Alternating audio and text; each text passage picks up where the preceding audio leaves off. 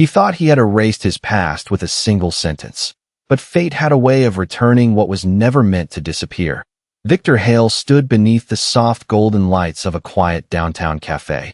The kind of place he would never normally enter, his tailored charcoal suit out of place among chipped wooden tables, and the faint smell of brewed coffee lingering in the air.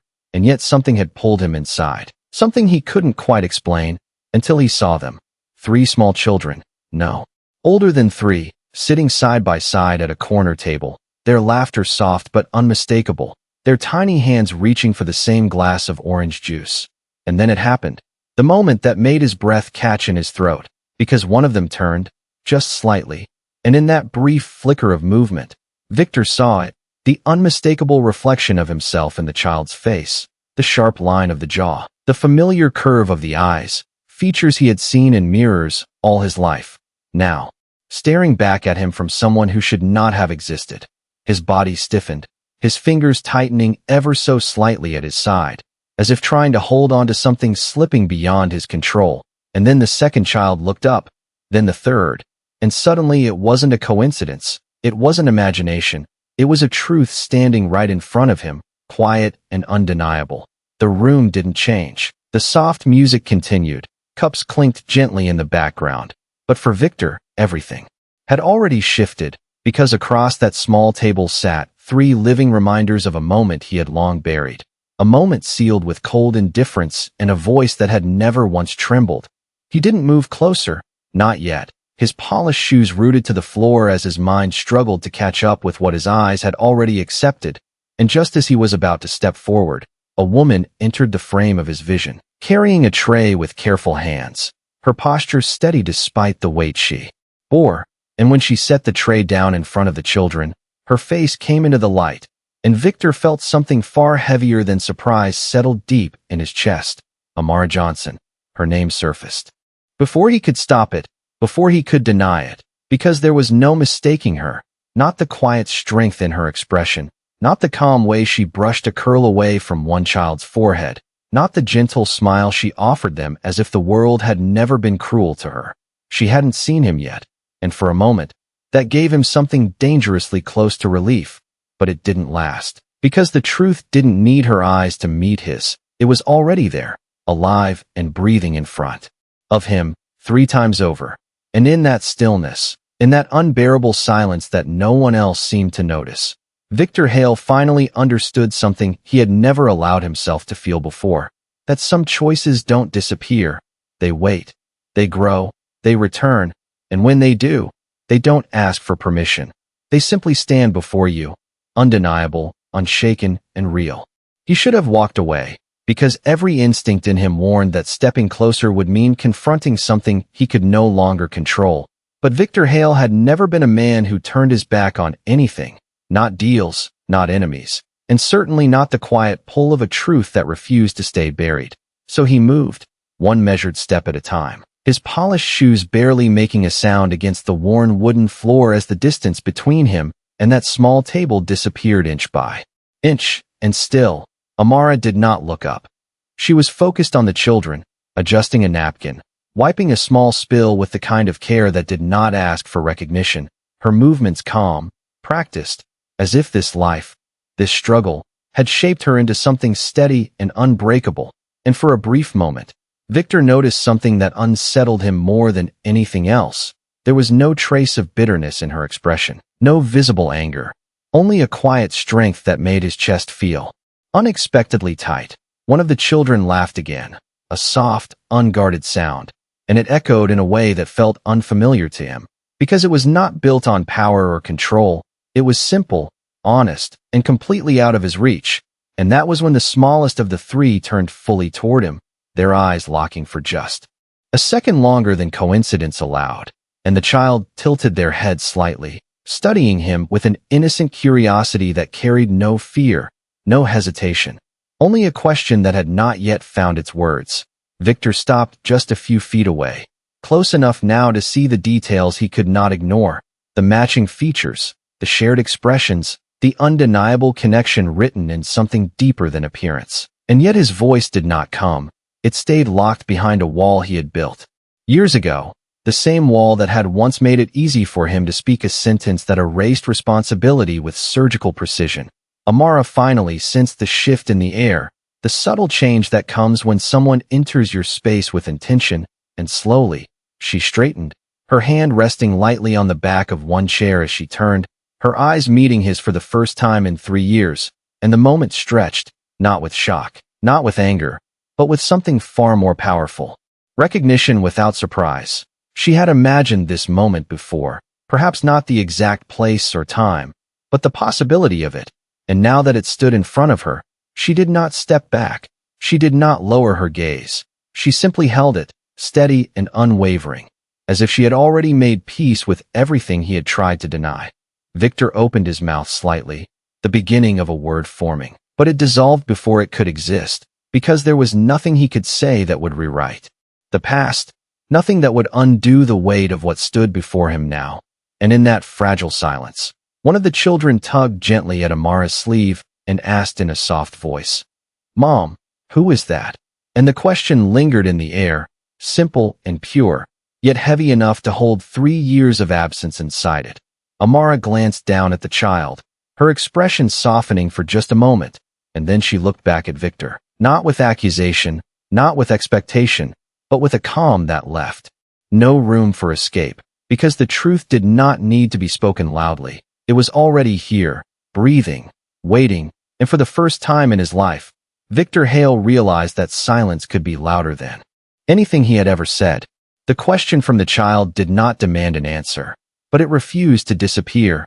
It hovered there between them, light in sound yet heavy in meaning, and Victor felt something unfamiliar press against his composure. Not fear, not anger, but the quiet weight of being seen without the armor he had worn his entire life. Amara did not rush to respond, her fingers gently resting on the child's shoulder as if grounding both of them in the moment, her eyes never leaving Victor's, and in that stillness there was no accusation, no attempt to expose him, only a calm that felt more powerful than any confrontation he had ever faced. He had negotiated million-dollar deals without hesitation, had silenced rooms with a single glance. But here, in front of a small table and 3 children who did not understand the past, he found himself searching for words that refused to come, because nothing he could say would match the simplicity of the truth standing before him, one of the other. Children leaned slightly forward, studying him with open curiosity, and there it was again, that reflection, not just in appearance but in presence, a quiet confidence that did not need permission to exist, and Victor felt it more sharply now, not as a coincidence, but as a connection he had once denied. Amara finally broke the silence, her voice soft but steady, the kind that did not need to be raised to be heard. "He is someone who made a choice a long time ago," she said, "not to wound, not to accuse, but simply to place the truth where it belonged." And the words settled into the space between them with a clarity that left no room for misunderstanding. Victor's jaw tightened almost imperceptibly, not in anger, but in the recognition of something he could not control, because for the first time, his past was not hidden behind closed doors or buried under decisions. It was alive, sitting in front of him, asking questions in voices that carried no judgment, only innocence. The smallest child reached for Amara's hand, their fingers curling around hers instinctively, and she responded without looking down, her grip gentle but certain, a silent promise that had been kept. Every single day without fail. Victor noticed that detail, the way she held them, the way they leaned toward her without hesitation, and something inside him shifted, not dramatically, not in a way that demanded attention, but in a quiet, almost imperceptible way, like a realization forming just beneath the surface. He remembered the moment he had spoken those words years ago, the cold efficiency, the lack of pause, the belief that control meant certainty, and now, standing here, he understood. Something he had never considered before, that certainty does not erase consequence, it only delays it. The child who had asked the question looked up again, their voice softer this time. "Does he know us?" And the innocence of it cut deeper than any accusation ever could, because it carried no blame, only a simple curiosity about where they belonged. Victor inhaled slowly, the air feeling heavier than it should, and for a moment, he allowed himself to look at them fully, not as reflections, not as reminders, but as individuals, 3 lives that had continued without him, 3 presences that did not ask for his approval to exist. And in that quiet realization, something shifted again, not enough to change the moment, but enough to make him understand that this was no longer about what he had chosen back then. It was about what stood in front of him now, undeniable, unaltered, and waiting without asking for anything in return. Time did not rush forward in that moment. It stretched, thin and fragile, as if even the air understood that something irreversible was unfolding. And Victor remained where he stood, no longer the man who controlled rooms with silence, but someone caught inside it, forced to listen to what he had spent years ignoring. Amara did not fill the space with more words. She did not explain, did not defend, because she did not need to. Her life had already spoken in ways no argument ever could. In the steady presence of 3 children who sat close to her, their small shoulders leaning in as if they had always known exactly where they belonged. Victor's eyes moved from one child to the next, slower now, more deliberate, noticing details he could not dismiss. The way one of them held a spoon with the same careful precision he once had as a child. The way another frowned slightly in concentration, a mirror of expressions he had seen in photographs of himself decades ago. And it was no longer something abstract. It was specific, undeniable, real. He had always believed that distance erased responsibility, that decisions made behind closed doors stayed there, contained and controlled. But standing here, he realized that life does not obey those boundaries. It moves forward, it grows, it creates something new from what was once rejected, and it does so without asking for acknowledgement. One of the children reached for a napkin that slipped just out of their grasp, and before it could fall, Amara caught it with a quick, practiced motion, handing it back with a small smile. A simple act that carried years of repetition, of showing up, of being present in ways that required no recognition, and Victor noticed that too, the consistency, the quiet discipline of care that had been built one day at a time without him. He felt something unfamiliar settle deeper within him. Not guilt in the way he had understood it before, but something quieter, heavier, a recognition that what he had dismissed as insignificant had demanded strength far beyond anything he had ever had to prove. Amara finally shifted her stance slightly, not away from him, but just enough to place herself more fully between him and the children, not as a barrier, but as a presence, a steady reminder of the role she had carried alone, and her voice, when she spoke again, remained calm, almost gentle. "They have a good life," she said, not as a request for approval, not as a challenge, but as a simple truth, and there was something in the way she said it that made it clear she was not asking him to be part of it. She was only stating what already existed. Victor nodded once, a small, controlled motion that did not quite match the weight behind it, because for the first time, he was not evaluating a situation, not calculating an outcome. He was simply witnessing something that did not revolve around him, something that had grown stronger in his absence. The child who had asked the first question looked up again, their eyes moving between Amara and Victor, trying to piece together something they did not yet understand. And in that innocent search for clarity, there was no accusation, only curiosity, a quiet openness that made the moment even harder to escape. Victor took a slow breath, his gaze lingering for a second longer than before, as if trying to hold on to something he had never allowed himself to see. And then, without any dramatic movement, without any declaration, he understood something that could not be undone, that while he had walked away from a choice years ago, the result of that choice had not walked away from him. It had simply grown, quietly, patiently, until the day it would stand in front of him, not demanding anything, not asking for justice, but existing in a way that made denial impossible. And in that quiet realization, the balance of power he had always relied on shifted, not outwardly, not in a way anyone else in the room would notice, but internally, where it mattered most, because for the first time, Victor Hale was not the one in control of the moment. He was the one being defined by it. The moment did not break. It deepened, settling into something quieter and far more permanent than tension, and Victor remained there, no longer trying to control the outcome, because for the first time, there was nothing to negotiate, nothing to command, only something to understand, and that realization carried a weight he had never learned how to carry before. The sounds of the cafe returned slowly around him. The low murmur of conversations, the soft clink of cups, the distant hum of a coffee machine, all continuing as if nothing extraordinary had happened. Yet for him, everything had shifted into a different kind of awareness, one where every small detail mattered in ways he could not ignore. He noticed the shoes on the children's feet, worn but clean, tied carefully with uneven bows that spoke of small hands learning to do things on their own. He noticed the way their clothes were simple but well cared for. Nothing excessive, nothing neglected, just enough, and it struck him in a way he could not immediately explain, because it revealed a life built not on abundance, but on consistency, on effort repeated every single day without recognition.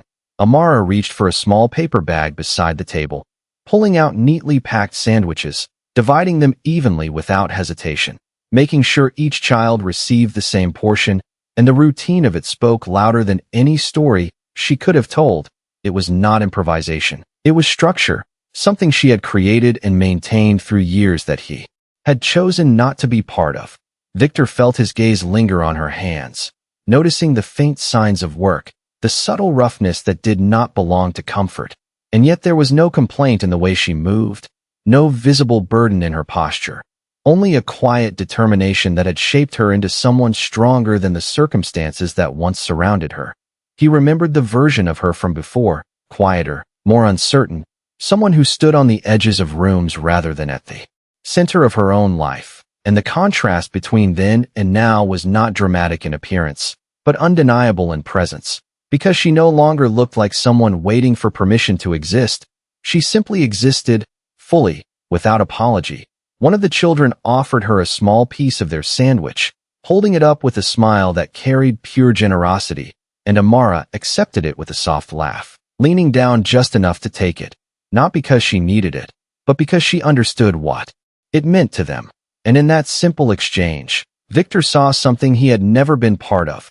A bond built not from obligation, but from daily choices made with care. He realized then that whatever role he might have once imagined for himself no longer existed in the way he had defined it, because life had already moved forward, shaping something complete without him, something that did not require his presence to be whole. His chest tightened slightly, not from regret alone, but from the recognition that he had mistaken absence for control, believing that stepping away had ended the story, when in reality, it had only removed him from it. Amara glanced at him once more, not searching, not questioning, just acknowledging that he was still there. And in her eyes there was something clear and unspoken. She had already done what needed to be done. She had already carried what needed to be carried. And whatever he chose now would not change what had already been built. Victor straightened slightly, his posture returning out of habit, but something within him remained different, quieter, as if the certainty he once relied on had been replaced by something far less comfortable, but far more real. And in that quiet space, surrounded by ordinary moments that no longer felt ordinary, he understood that this was not a confrontation he could win or lose. It was something else entirely, something that did not revolve around power or consequence, but around the undeniable presence of lives that had grown without his permission, without his involvement, and without his understanding until now. Victor did not leave, even though every part of his past would have told him to, because staying meant facing something he had never prepared for, something that could not be resolved with authority or distance. And so he remained there, just far enough to observe, just close enough to feel the quiet gravity of what stood before him. The children had finished their food, their energy shifting into soft restlessness, one tapping lightly on the table, another leaning against Amara's side, and the third watching him with a steady curiosity that did not fade. And it was in those small, ordinary movements that Victor began to understand something deeper than recognition. He began to see time, not as something that had passed, but as something that had been filled, day after day, moment after moment, with choices he had never witnessed. Amara gathered the empty wrappers with practiced efficiency, folding them neatly, placing them back into the paper bag, her movements unhurried, controlled. And there was a rhythm to it that spoke of repetition, of a life structured not by convenience, but by necessity, And Victor realized that everything here had been built without shortcuts, without the resources he took for granted, and yet nothing felt lacking. One of the children slid off the chair, their small sneakers touching the floor with a soft thud, and instinctively reached for Amara's hand, not out of fear, but out of habit. A quiet trust formed over years, and she responded without looking, her fingers closing around theirs with certainty, as if that connection had never once been broken. Victor felt something shift again, a subtle but undeniable change in the way he viewed the space between them. Because it was no longer defined by absence alone, it was defined by everything that had been created in that absence, something complete, something stable, something that did not depend on him to exist. He took a step closer, not out of confidence, but out of something quieter, something that felt almost like permission being asked rather than taken. And for the first time, his presence was not commanding, it was uncertain, and that difference carried more weight than any authority he had ever held. Amara noticed the movement, her eyes lifting to meet his again. And for a brief moment, there was a question there, not spoken, not demanding, but present, a silent acknowledgement that whatever happened next would not rewrite what had already been lived. Victor hesitated, the pause stretching just long enough to reveal that this was not a decision he could make the way he had made decisions before, because this was not about control, it was about consequence, about standing in front of something that had grown beyond his influence. One of the children looked up at him again, their voice soft but clear. "Are you going to stay?" And the simplicity of the question landed differently this time, not as curiosity alone, but as an opening, small and unguarded, and Victor felt the weight of it settle into something real, something that required more than presence, something that required intention. He did not answer immediately, because for the first time, he understood that words would not be enough, that whatever he chose would have to be proven, in ways that could not be spoken into existence. And so he simply stood there, not retreating, not asserting, but remaining, allowing the moment to exist without forcing it into something it was not. Amara watched him quietly, her expression unchanged, not offering approval, not withholding it, simply observing, as if she had already learned that true actions reveal themselves without announcement. And in that shared silence, something new began to take shape, not forgiveness, not resolution, but the faint outline of a possibility that did not erase the past, yet did not deny the present. And for the first time, Victor Hale was not deciding what would happen next. He was waiting to see if he could become someone who deserved to be part of it. Victor did not realize when the shift inside him became visible, but Amara did, not in words, not in any dramatic gesture, but in the way he stopped observing like an outsider and began to notice like someone who was trying to understand. And that difference, subtle as it was, carried a weight that neither of them could ignore. The children had finished gathering their things, small backpacks slung unevenly over their shoulders, one strap always slipping down, and Amara adjusted each one with patient care, her fingers moving with a familiarity that spoke of thousands of mornings just like this. And Victor watched, not with the detached interest of a stranger, but with a growing awareness that these moments, these small acts, were the foundation of everything he had once dismissed. One of the children reached for his hand, not fully, not with certainty, but with that same quiet curiosity that had not left since the beginning, their fingers hovering just close enough to ask without demanding. And Victor hesitated, not because he did not understand the gesture, but because he did, and for the first time, he felt the weight of what it meant to respond. Slowly, carefully, as if the moment itself required precision, he lowered his hand, allowing their small fingers to wrap around his, and the contact was light, almost tentative, yet it carried something that did not need explanation, something immediate and undeniable, and the child smiled, a simple, unguarded expression that did not question whether it was allowed, only that it existed. Amara noticed, her gaze softening for just a fraction of a second before returning to its steady calm. Not intervening, not encouraging, simply allowing the moment to unfold on its own terms, because she had learned that what was real did not need to be forced. Victor stood there, feeling the small weight of that hand in his, and it was unlike anything he had experienced before, not power, not control, but connection, fragile and unclaimed, something that could disappear as easily as it had appeared if not handled with care. The other two children watched, their attention shifting toward him in a way that was no longer distant, no longer uncertain, but quietly engaged, as if something had changed in the space between them that they could sense without understanding. Amara straightened, lifting one of the bags over her shoulder, her movements signaling that it was time to leave, and the rhythm of their day continued without hesitation, because life did not pause for realizations. It moved forward, steady and unrelenting. Victor felt the child's hand slip from his as they turned toward the door, the contact ending as naturally as it had begun, and for a moment, he remained still, the absence of that small weight lingering longer than he expected, leaving behind something that could not be ignored. Amara guided the children gently, her voice soft as she spoke to them, her attention fully on their steps, their balance, their safety, and not once did she look back to see if he would follow, because whatever choice he made was his alone, not something she would ask for or depend on. Victor watched them reach the door, watched as one of the children glanced back with a small wave, an instinctive gesture that carried no expectation, only acknowledgement, and something in that simple motion held him there, suspended between who he had been and who he might become.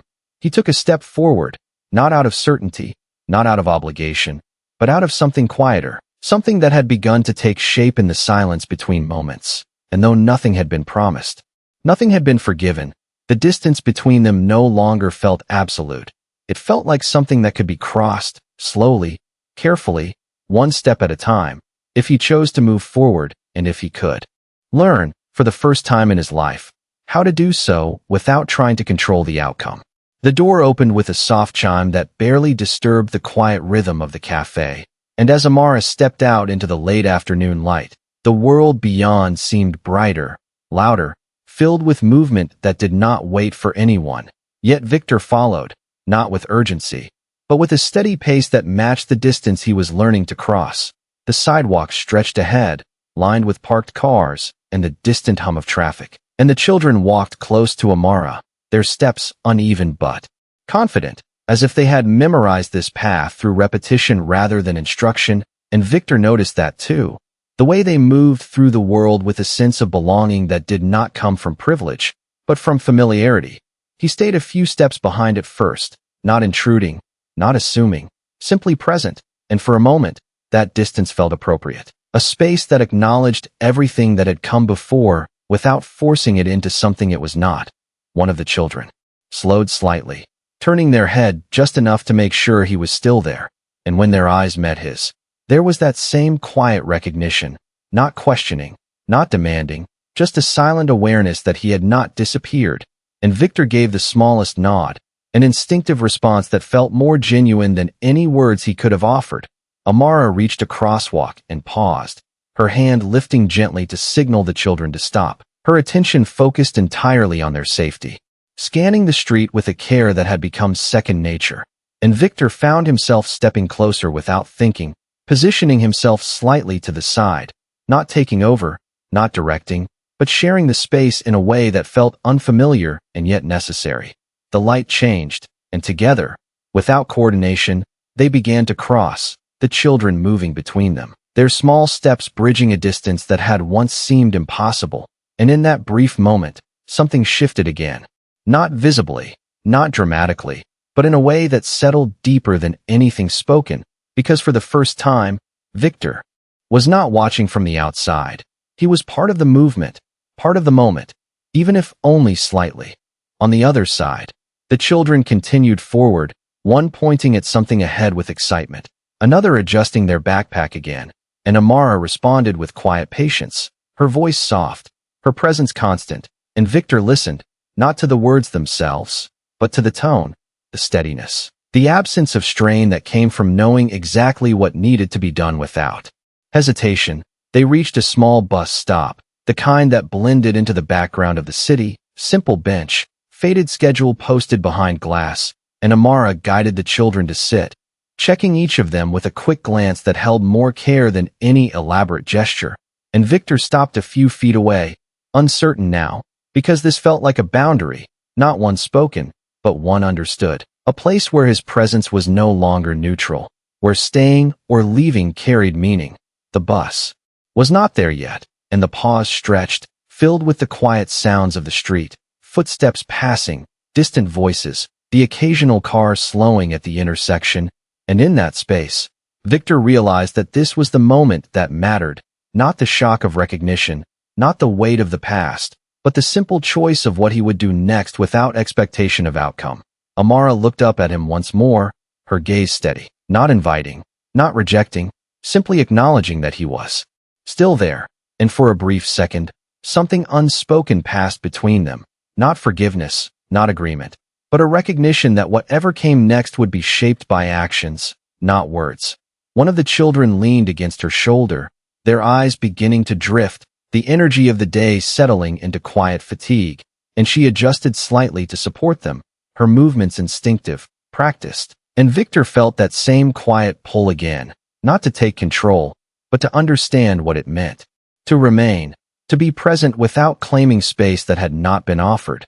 The sound of the approaching bus echoed down the street, growing louder with each second, and the moment tightened, not with tension, but with decision, because as the bus slowed and the doors began to open, Victor knew that whatever he did now would not change the past, but it would define everything that followed. And for the first time, he was not thinking about power, not about control, but about whether he could choose to stay, not because he was needed, but because he was willing to learn what it meant to be worthy of being there. The bus doors opened with a soft mechanical sigh, and for a moment, everything slowed, not in the world around them, but within Victor, as if time itself was giving him a final chance to decide who he would be when the doors closed again. The children stood, one by one, guided by Amara's steady hand, their small bodies moving forward with trust that had been built through years of consistency.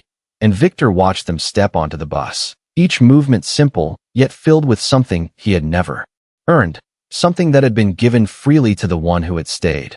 Amara followed, her hand resting lightly on the railing as she stepped up, her posture calm, her focus entirely on the children as she made sure they were settled safely. And for a brief second, she paused at the top, turning just enough to look back at him, not with expectation, not with invitation, but with the same quiet acknowledgement she had carried all along, as if to say that the choice had always been his. Victor stood there, the noise of the street fading behind the clarity of that single moment, and he understood that this was not about stepping onto a bus. It was about stepping into something he had once refused to even recognize, something that could not be claimed, only earned, one moment at a time. His hand lifted slightly, not to call out, not to stop them, but as if testing whether he could move forward without the certainty he had always relied on. And then, without hesitation that could be explained, he stepped forward and onto the bus. The driver glanced at him briefly, indifferent, as if this was just another passenger, another ordinary decision in an ordinary day.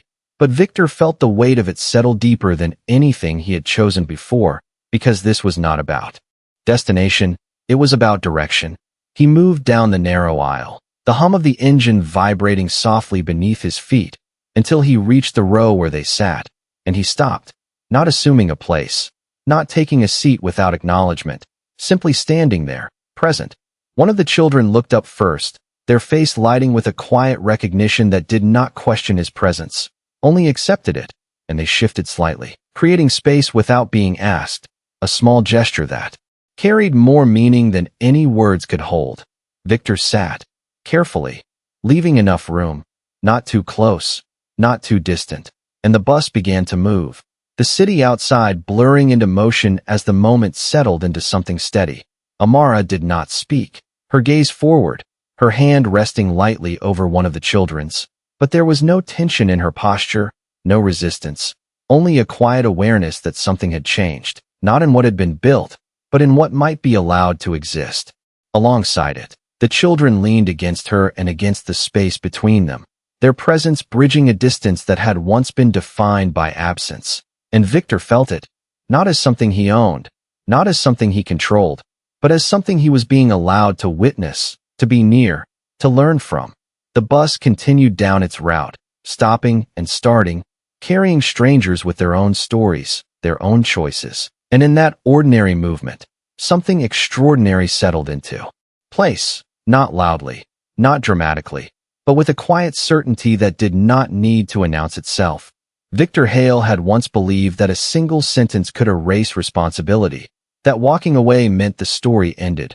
But as he sat there, surrounded by the quiet presence of lives that had continued without him, he understood something far more lasting, that dignity is not given by power, it is revealed by choice. And in that moment, without words, without promises, he made his first real one, not to them, but to himself, to remain, to learn, to earn what could never be taken. And as the bus carried them forward into a future that had not yet been defined, the silence between them was no longer empty. It was filled with something fragile, something honest, something that, for the first time, felt like the beginning of understanding. And that day, without anyone saying it out loud, the world remembered what dignity looks like.